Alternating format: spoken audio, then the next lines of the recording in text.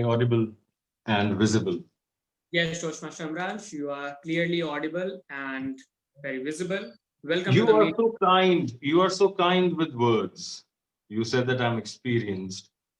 Uh, the fact is that I am still experiencing a lot. I just witnessed a couple of moments in this meeting which are beautiful. And I think we are all equally experienced, just that we retain something or the other. I might just be retaining things related to humor when it comes to humorous speaking, and you might just be retaining something else. And that might just not be related to speaking at all, or could be anything. But I guess experience is something that each one of us, we go through it in a different way.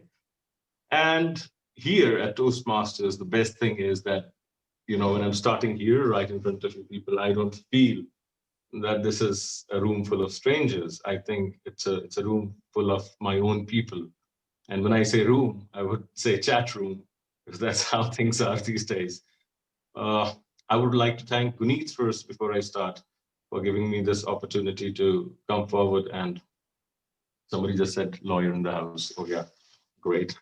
So thanks Guneet for having me here, having me to witness another meeting of people around Delhi. And I love that place. I keep visiting Delhi. I was there last week. I have an office there, and I keep getting there. Now, uh, let's talk about this module. So Guneet mentioned that this is going to be about humorous speaking and more about how to write a humorous speech. What if I tell you I don't know? It just happened to me when I was preparing for humorous speech contest that I happened to come up with a good speech and I delivered it. And I do not have a perfect recipe of writing a humorous speech.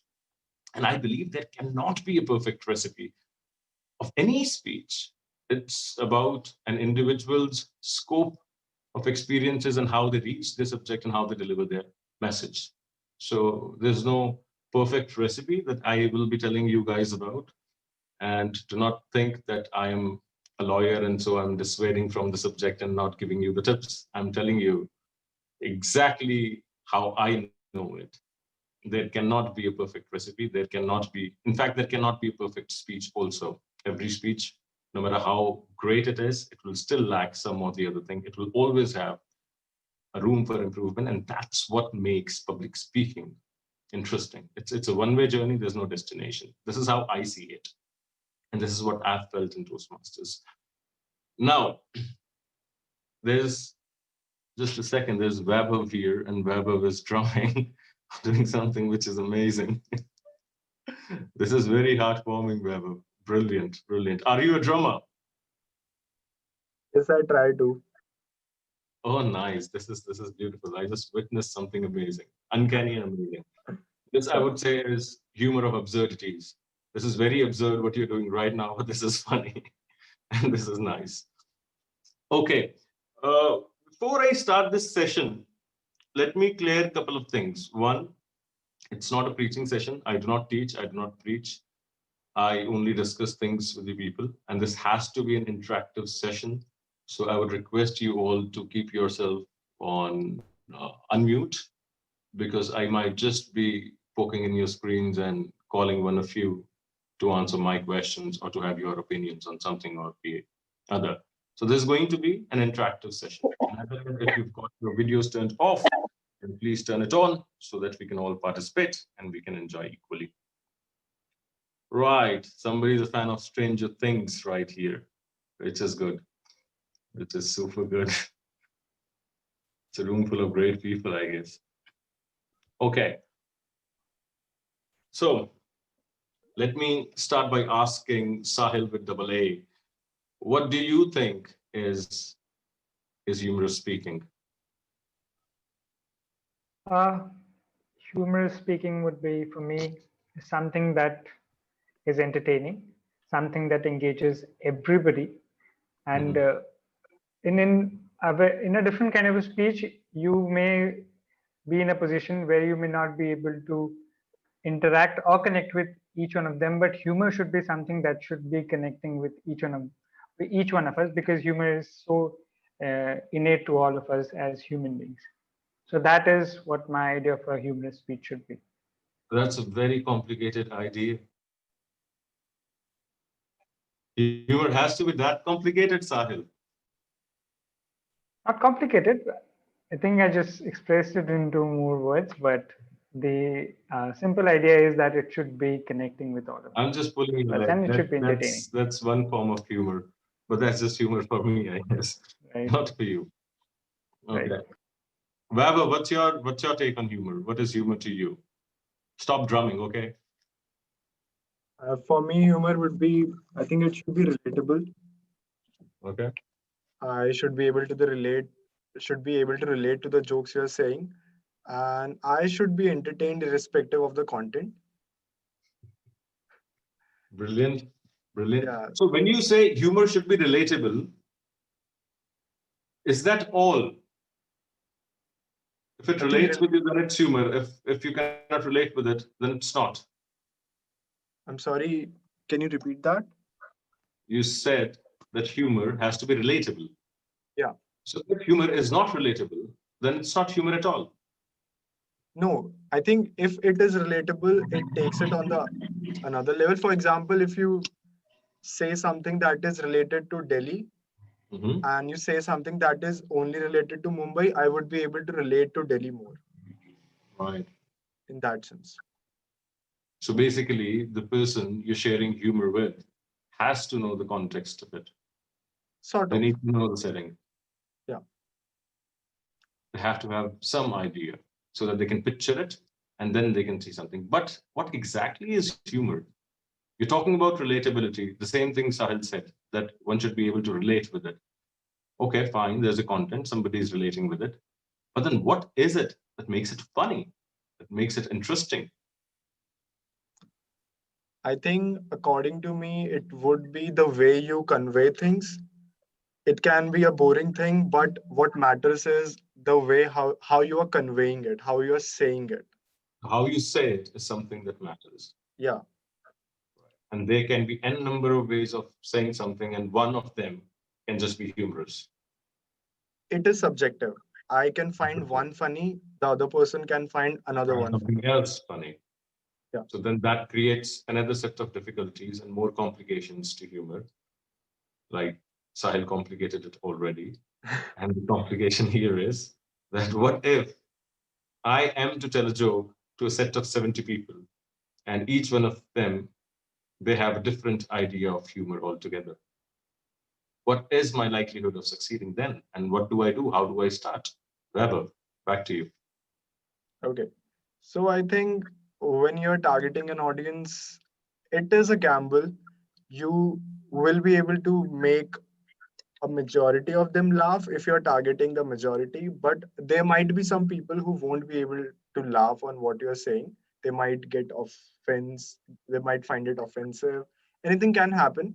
I think it is a gamble. It is, you have to try your content and see what people like.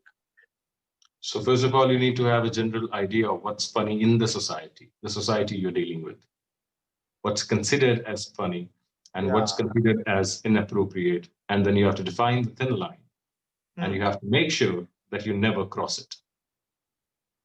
Yeah, I think there should be a thin line between a few things. Hmm. And Has it ever happened that there's a humorist, a comic on stage, and this comic has happened to somehow walk the other side of the thin line and still be able to not hurt you and rather change your belief system bit by bit? of course, that has happened before. That has happened, right? How many of you here have seen speeches or performances of George Carlin? Can you all note this name, George Carlin? So he was a comic who passed away in 2012, one of the best comics ever. And he used to have his pieces which would go against the government, against the religion, against prominent and popular beliefs like climate change and things like that. And he would present his set so humbly and so nicely that people from all over would join in to share big laughs about it, and he would still have his message, a hardcore message in the middle of it, sent across. So that is the genius. He was not a man who was walking before the front line, before the thin line. He would cross the thin line purposefully in a very delicate manner by the use of humor, and he would send his message across. So humor is not just about limiting yourself to your set of ideas or dealing with people with limited set of ideas. It's also about trying to cross that boundary, because that is where there's a whole arena of absurdities that exist for the other person. For example, here, if somebody's belief system do not permit them for interracial marriages or intercaste marriages or things like that, and there are two people, one of them is an ardent believer of freedom and uses his methods of force, of dejection, of hatred against the people who are not pro to his ideas, and tries to intimidate them by cursing them or using different means, as compared to another person who uses humor as a tool and says out things lightly, including logic, and showing them the absurdities in their own action plan and in their own thought plan. Who do you think is likely to succeed? The person who uses humor. The person who uses humor. Okay. You all understand Hindi, right? We all speak Hindi. I'm reducing myself to a different language right now.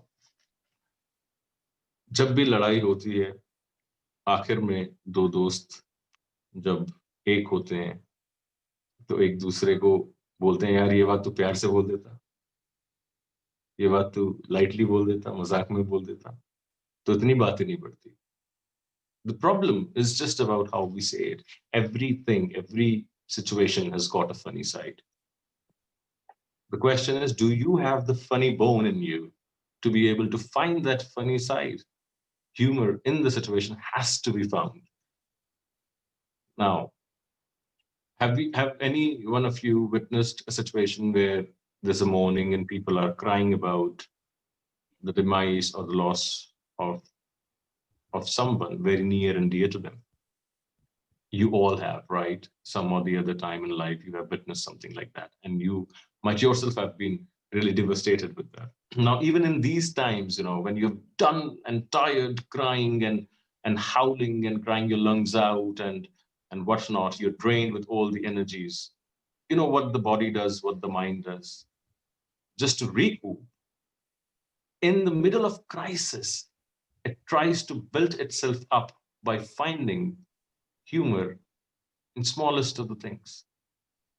There is no absurdity, or there is no wonderment or no amusement or amazement when I see a gathering who's gathered for a morning for past couple of days, and at the end of, say, second day or the third day, people are cracking jokes and laughing within themselves. It happens everywhere. It's universal. What does it tell us about ourselves? Does it tell us that we lack human quotient, or we lack emotional quotient, or we cannot relate to somebody else's loss or our own loss for a very long time? Or does it tell us that we have to go on and we are humans and we need to build back the fun quotient in us to be able to deal with this life, which generally can become very toxic every now and then, right?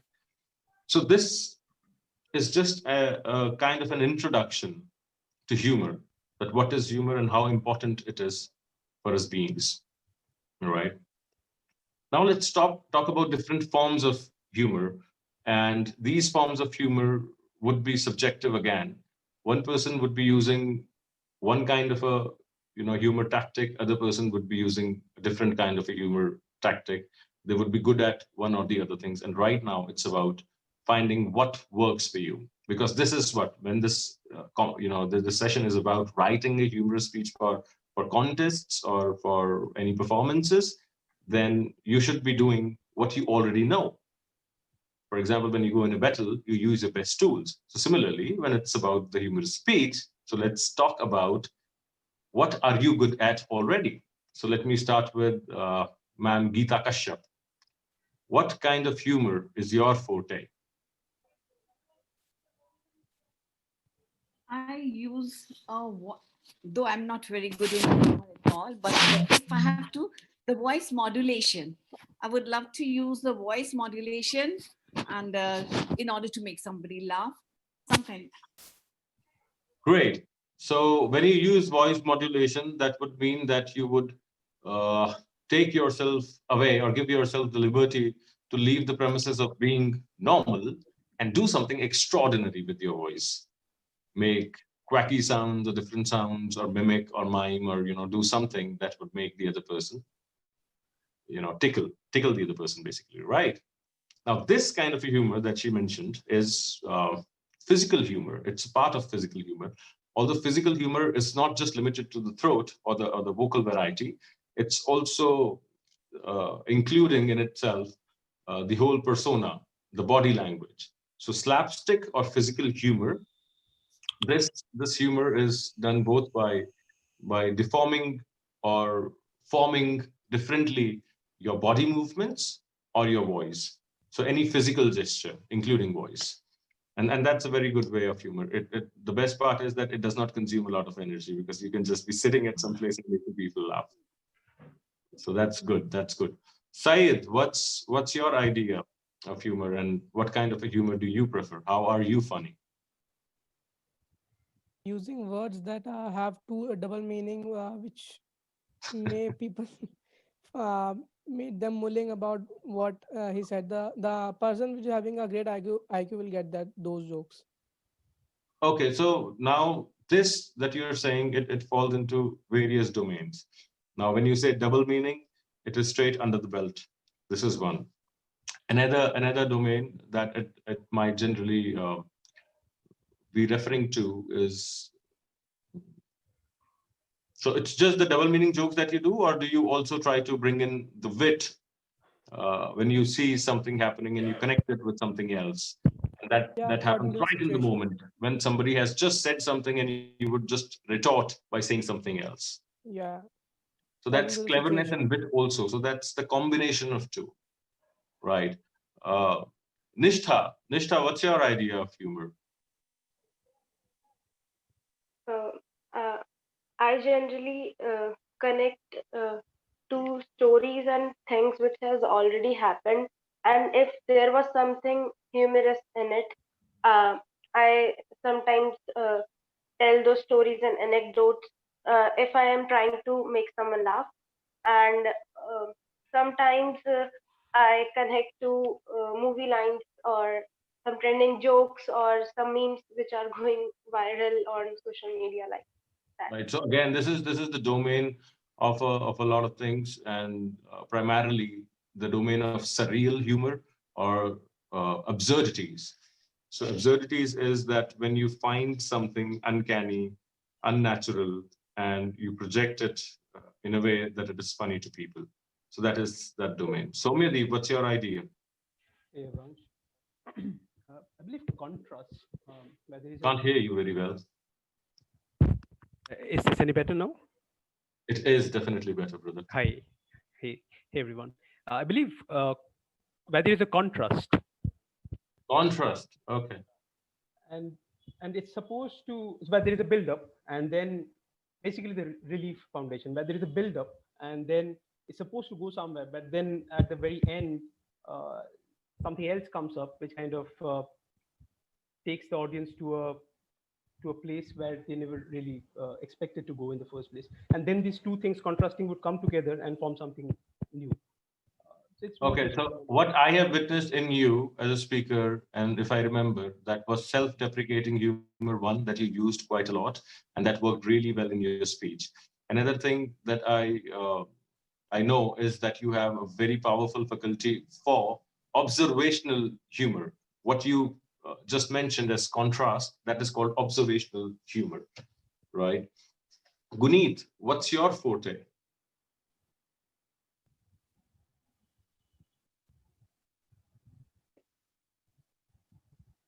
I guess making jokes about very general things, but people don't expect that coming out of it, like how they picture it to be a lame joke, but something that they didn't expect from very generic things, Such as, if I could put it into right word. such as. Right now, nothing is coming in my mind. It just it depends on the situation.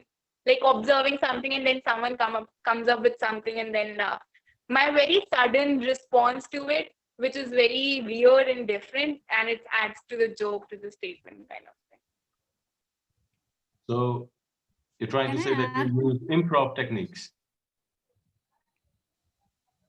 that you make up Can I? content on your feet.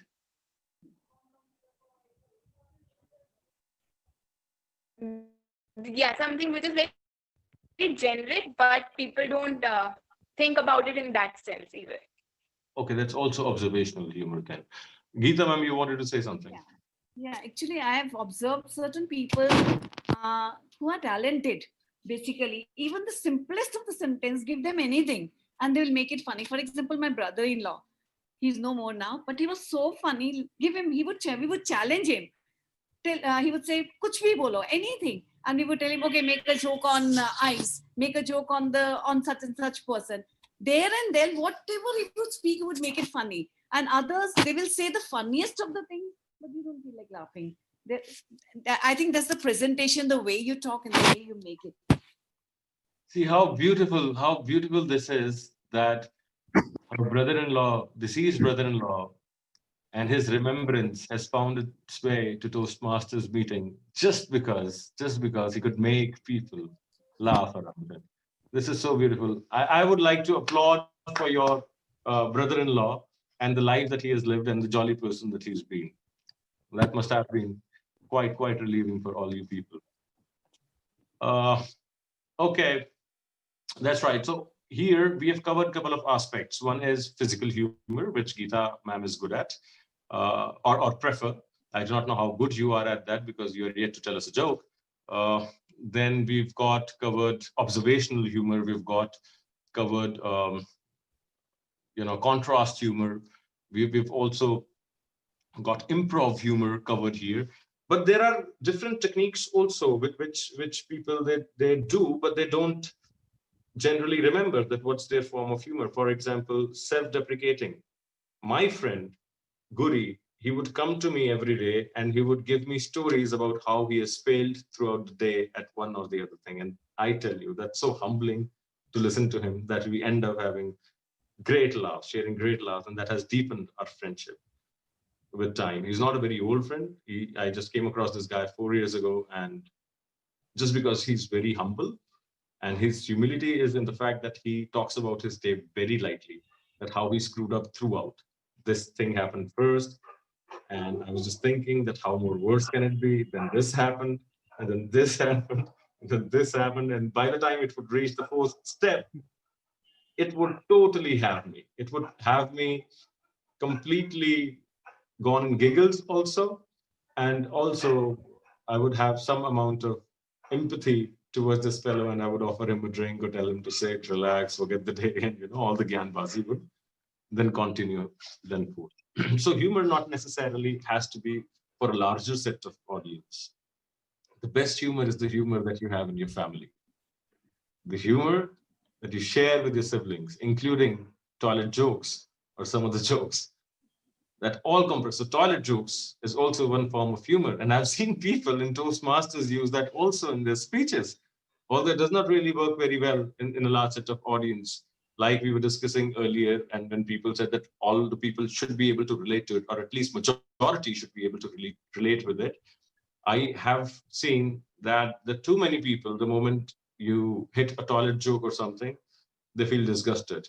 They have this feeling of repulsion overwhelm them, then to be able to find the humor in the content. So that is one thing. There's another form of comedy, and that's called satirical or dark humor. So dark humor is generally used by activists who want to make a difference in one or the other social paradigm, and they use dark humor. George Carlin also used a lot of dark humor. Now,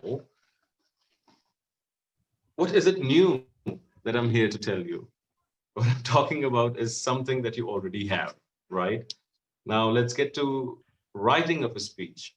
Remember, what you already have is so good that you don't need any other thing. Of course, you can practice into different domains.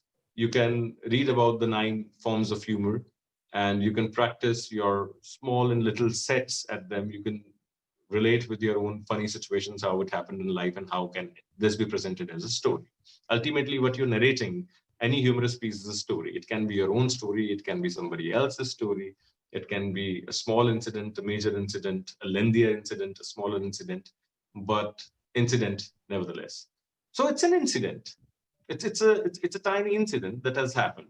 It can have a set of absurdities. It can have a set or series of losses because of your own stupidity or somebody else's stupidity. It can be about the overwhelming stupidity of the society at large. For example, child marriage. Now, child marriage, if you go to villages, it's still continuing in India. But there, if you go and you be the strict man and tell them, hey, don't do it this way, then they'll have your head in their plates, maybe, you know. So you don't do that.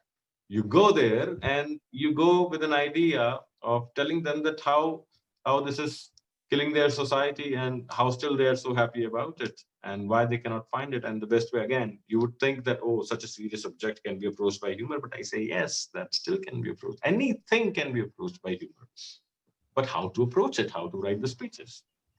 So the first thing is you need to be in a happy mode. You need to find yourself smiling ear to ear when you're writing a happy speech or a humorous speech. Now, why is that important? It's as simple as um, what analogy can I give here? Now, consider yourself in a haste, in a rush. When you're in rush, when you're in haste, and there's this series of emotional energy taking over you, do you remember how you pick up a glass of water and how you drink it? You just pick it up, you just gulp it, you don't even give it any weightage. It's just that because maybe there was a call from the body and that's why you've picked it, or somebody else has just given it to you and you've picked it. But there is no proper attention given to that glass, right? You just drink it, you keep it aside, and you don't even remember. If I'll ask you after 1 hour that you remember you had a glass of water, you might not just be remembering it at all. And it was just a very casual thing that just happened. However, if you will drink a glass of water for drinking a glass of water, you will remember it. If you are one of those people who have set their alarm for drinking a glass of water, you will definitely remember if you've had your drink 2 hours before or not, when the last alarm rang. Similarly, when you're writing a humorous speech, you have to be in that state of mind. You have to be happy. And then you have to be reflecting on one or the other incidents of your life. Now, which incidents can you look back at? That's the major question. People, they run out of content whenever they're sitting. It's called a writer's dilemma, or it's called pen freezing. That's how we know it. That the moment you're sitting on the desk, you're all excited, and you already know that this is the incident I'm going to write about. But then when you're sitting, you're not finding anything funny there. You're stuck. You're stuck. You're stuck more because now you're under the pressure that you have to compete, and the competition is just, say, 1 week from now or 2 days from now, and you're not getting a speech. What do I write? How do I make it funny? What's funny in it? And you're not able to find anything funny. In fact, sometimes you end up finding your own incidents, which once you found funny, or you had something struck in those incidents in your head that, oh, this is funny about it, but now you've just lost it. That's not even coming back to you. Has it happened to any one of you? You can say yes. That's why I wanted you people to be on mute. Yes. Yes. Okay. Let me ask Sanchit. Sanchit, when was the last time you sat on writing a humorous speech and you decided not to? It happens almost every time. So every time you're thinking about writing humorous speech? Probably I would have gone for a humorous speech this week as well, because I knew that somebody would be coming over to give a demo afterwards who could have taken parts from my speech.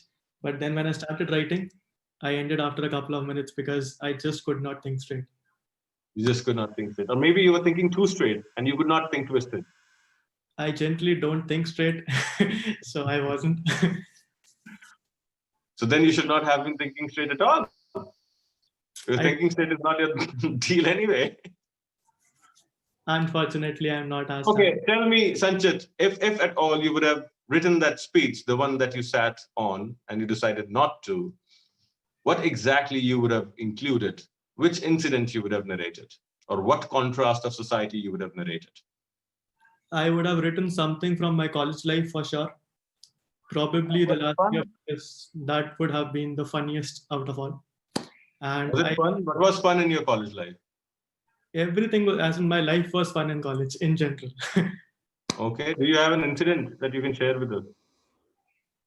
Incident, yeah, it could be from a trip where I went and somebody fell from a cliff. Then we had to go down there and pick him up, and he was too drunk to even get up. So we had to call somebody else to actually carry him over to the restaurant or wherever we were going for.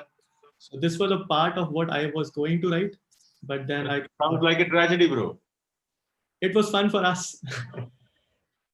See, this is exactly what I'm saying. Sometimes, to be able to find that funny bone, you have to look the other side of the tragedy. That how foolish or how stupid. And instead of remembering as a whole as to what happened, you have to go into the details. That what were those exact stupid decisions which were taken that led you from point A to point B, then from point B to point C. What were the options? You could have done this or that, but no, you chose that damn thing to do. This is what brings out the humor. This can be about you yourself self-deprecating, or it can be, pulling the leg of one of your friends, that how stupid is one of your friends and how you are stupid to still be friends with them. Something like that, right? So remember, humor, like evil or like good, humor also, it lies in the details. So you cannot just be telling the story and thinking that people will assume everything or they will gather everything. You'll have to take them step by step. You'll have to build it up that, hey, this was the situation, this was going on, this was the first thing that we chose, being very intelligent and wise, and oh, we can do that. But this is what it led to. And then this happened. And to top that, this happened. So there's always a built up. There's a series of incidents. And whenever anything humorous has happened to you, not humorous exactly, I would say comic, because humorous is your response to a situation.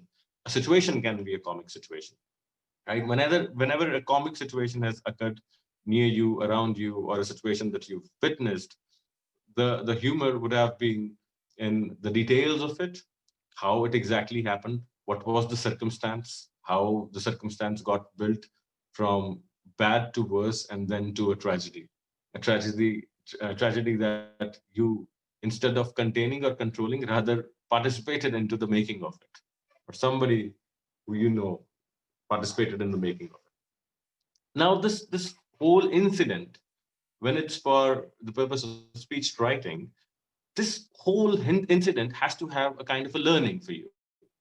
If there's no learning, then it's not a speech, as simple as that. Then it's just stand-up comedy. And that's the difference between Toastmasters humorous speech and stand-up comedy, because stand-up comedy is something which can start from picking up from the audience to telling different aspects of this, revealing different contrast or different aspects of the society, or telling about anything, whereas a speech has to have a message, has to have a learning. So it cannot be just a bundle of jokes copied from WhatsApp. There are horrible speeches that I've witnessed in Toastmasters, I tell you, when people have just read nothing but WhatsApp forwards. And I want to ask these people that how do you even have the audacity to come on stage with something like that? You compile things, you put it all together, and you present it as a humorous speech. This has happened. If you ask these people that why they did it, they would simply say that they wanted to be funny. You cannot be funny. You yourself cannot be funny. It has to be a situation which is funny. You have to tell about a situation that has happened to you, which is funny, from which you've learned something, you've got to take away. Right. So the first thing is that you be in the happy mood when you're about to sit on a speech. Another thing is that you have to go in the detail of the incident. Now, there are different styles of writing. There's a direct style of approaching the subject. You are deeply getting into the middle of the crisis, and you're introducing the crisis at large to the people. Another aspect is that you build it step by step. Now, step by step is that you happen to introduce a normal set of circumstance, and then you take the audience deeper into how it worsened or how things went bad, right? Now, in both the scenarios, the first scenario wherein you directly introduce the audience, and the scenario where you built up, the level of energy from where you start is very different. Now, when you are taking your audience directly into the crisis situation, then you have to start with the same pace and set of emotion that density of emotion, density of situation requires. For example, if I want to present something humorous about a funeral situation, and I take my audience there, then I have to start by being all remorseful, sorrowful, and full of sadness.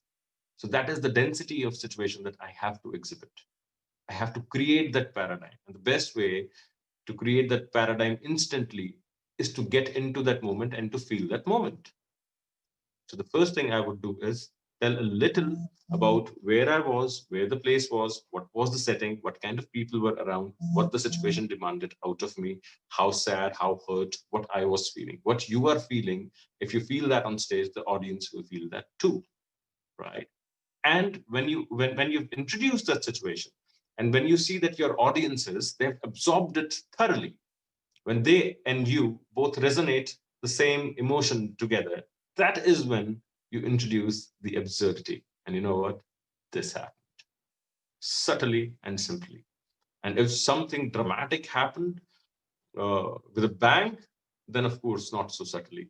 But then that totally and entirely depends on the situation. That is why there is no perfect recipe on how to make a humorous speech. The recipe is about just about how deeper you can get into that paradigm again. How can you revisit to the minutest of the details and find humor there? Now, this is one. Another situation where you have to start and you have to build up gradually. And that again, you have to build up from where you were in that situation. For example, I'm saying that I was preparing for a humorous speech, and this is a part of my speech wherein I am preparing for the humorous speech. Some or the other person is coming, giving me tips, or I'm trying and struggling very hard and still I'm failing at it miserably. Then I'll have to start right from the day one. What was happening on the day one? How I decided, what got me excited about it, and how I prepared myself and how I went. So then first I'll introduce my first day and then what happened then, and which led me to the second day or the second incident. So then it would be again at that very set of emotional energy, uh, which I felt at that moment when I was starting. So the choice is yours. You start deep into the crisis, or you start from nowhere, or you start from the basic. You start from the first step. That's how a lot many speakers, if you see, especially in the Toastmasters World Championship speeches, they never start from the first step because they do not have that kind of a time. You start from the first step when you have 10 friends sitting around a bonfire, and you take them slowly that you know what happened, and then you start with the first step. But in contests and in Toastmasters timed speeches, you do not have the luxury of that much time because you cannot be taking your audience for a free ride. So you have certain number of miles to cover. What you do is you introduce them straight to a situation. Now, let me give you an example. Person Versilius' speech changed by a tire. How many of you have heard it? Have you? Anyone? It was a world championship winning speech of 2012. If you haven't, go on YouTube and find the speech changed by a tire. Now, this guy introduces the audience right into the middle of crisis situation when he says, and it's a very quick build up. He starts by telling them that there was a car, there was a flat tire, and in middle of nowhere, and that too at a very absurdly located place. And then he tells the audience what he does next. Analyze that speech and then analyze the speed of that speech, how quickly he has taken the audiences right into it. So this is the craft. This is the art. This is the art of telling. Now that guy, if you read about his interviews or if you happen to talk to this guy will tell you that never happened overnight. To be able to build that one speech, it took series of events and years of practice. And he was bad at humor, and somehow he found his way to get to the point as quickly as possible. In humor, it is very important that you eliminate the jargon, extra words. So another way is that whenever you've written the speech, any paragraph that you've written, be very critical about it, that which are the words, and sit purposefully on that speech, that how many words can you eliminate and still be able to say the same thing. That's a very simple tactic. For example, there's a whole set of 20 words to convey one point. And in these 20 words, I can eliminate 10 and still convey it. Half the time is saved. That half time saved is the time that is required for the pauses. Because remember, after any joke or any incident, absorption is required. Pauses, or rather pregnant pauses, are required where the people or the audiences, they're able to cope up with you, they're able to laugh it out loud. That break is important. So the first thing, be in the funny mood. Second, get into the details. Get into the details. Third thing, what's the third thing, Sahil? Sahil with double A. Yes.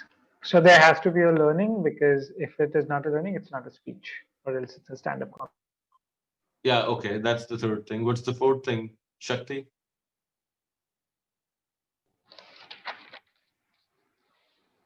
The fourth thing is that it should be absurd and it should be in as less word as possible so that pauses can be taken. Precise, yes, precise. And the fifth thing are the pauses. So if you have the right combination of these five, and then you know your kind of comedy, you do not have to be experimenting on, during competitions in different domains, but otherwise you can. There are a lot of kinds of humor, and it's very easy to find. You type kinds of humor on Google, you get a lot of options these days. And the moment you will come across it, something will click in your head that, oh, I've witnessed this kind of a thing. Oh, I've done this in the past. Oh, I can do it. So then you can channel your confidence against it. And during your regular Toastmasters meeting, do not, this is a net practice. Damn it. This is the most beautiful thing that can happen to a person. Here, you can fail every time, every day. You fail daily, right? And this meeting is meant for you to fail and realize that where have you failed.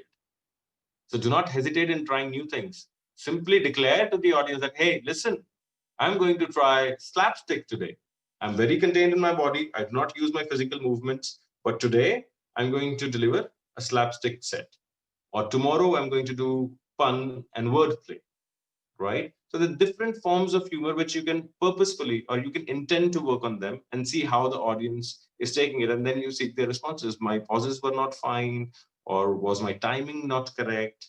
Timing is all about how quickly, basically the modulation part, that how quickly or how powerfully have you said something, and what kind of pause have you given after the information that has been delivered, right? By the way, this session, don't you think this is not at all humorous?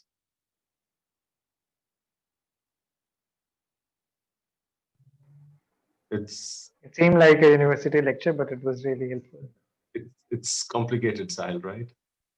No, not at all. Humorous You speech made and it. talking about humorous speech. They are two very different things, right? Right.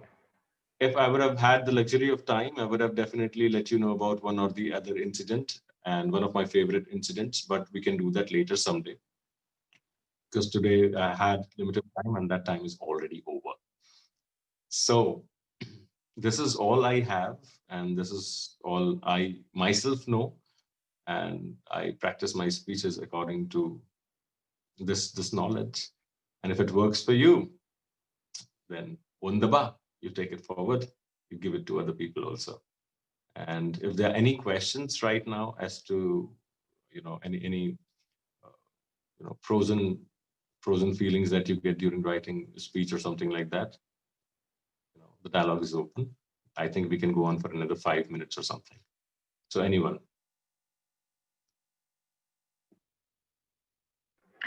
So I have a story of mine, which Oh, I feel I wanted to write about it, but what I feel is that if I tell that story, people will judge me of what happened and why it happened. And so that is my writer's block. I'm not able to write about it. So how do I deal with that? your block is a very common block. Okay. I also, a lot of times, I think that I am imagined in a particular way. I have an image, and that image is going to be shattered. And more than that, that shattering of the image is not going to be pleasant. Rather, people are going to be disturbed. They might just get very disturbed when I say something like that. Now, again, it all depends on how you say it. If you yourself in that whole set is confessing as to, or you're appearing to confess as to how stupid you have been, then that will make it easy. People won't judge you when you have judged yourself already. For example, if I would have to share an incident like that, I won't be a very calm and poised person starting with that series of stupidities I'd done in the past. I would rather say that, there was something stupid that I did. That's how I will start it. Right. Mm. Or even if I do not have to introduce them to my character being stupid, then I can in fact use contrast here, and then I can say that, oh, there was something really wise that I did. And then I tell it in a very funny manner or in a very light-hearted manner. Also, the body language, that plays a lot of part here. If you have stuckness, if you're very rigid, then it won't seem that you've broken out of that belief system, right? It would still feel that you are maybe boastful about it, about what you did. However, if you have a very relaxed body language, you're saying it out casually, then that will do all the difference. So, two things: identify your character as somebody who is already, your penance is not due. Remember, your penance is not due. Present yourself as somebody who has already gone through it, somebody who knows that that is stupid. So, assume the character of a person who's learned out of it. Then a person who's standing by it still, that, oh, given a chance, I'll do that stupidity once again, and maybe 100 times. And you see me doing that. So this is, sorry, I just stole your set, Geeta ma'am. This is your forte, voice modulation, but it was needed right now.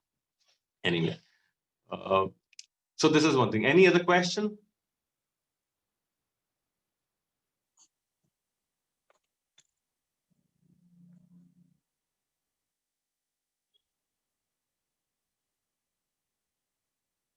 I don't think there are any other questions as of now. Brilliant. If people have any more questions, I'll compile and I'll definitely ask them to you personally. And then Do that. We can, yeah, I'm available most of the times in the evening. I can reply to the messages. I can talk to people. I'm a very normal, friendly human being, you know. Okay, thank you. It was really good being here. I just had a question. And I might not have stood by your expectation of a humorous session, a session which is not at all humorous. There's no joke, nothing. It's all serious because it's about getting to the back of what happens. Humor is on the forefront. What happens at the back end, that's real content, that's real matter. How to practice about it. I wish you all very well. And I hope you people, all the delights, are keeping safe from Corona. There's a third wave that I hear that's making rounds. So next time you're on this call, try to wear your masks also. You never know how viruses are spreading across. It can happen digitally also. I heard a man say that recently. Anyway, till the next time, have a good time. Keep practicing and take care of yourself. Okay, So much, see you guys, and thank you again, Guneet. Thank you.